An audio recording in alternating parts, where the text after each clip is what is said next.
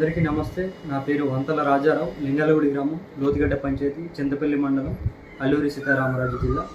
అలాగే నేను చింతపల్లి మండలానికి జనసేన పార్టీ నుంచి ఉపాధ్యక్షులుగా కొనసాగుతున్నాను. సమస్య ఏంటంటే మా గ్రామంలో సుమారుగా 5 మంది పీయూటీజీలకు PM జన్మన్ పథకం కింద గృహాలు అయితే మంజూరైనాయి. గృహాలు మంజూరైన వాళ్ళందరూ కూడా వాళ్ళ యొక్క ఇల్లుల్ని వాళ్ళు కట్టుకున్నారు.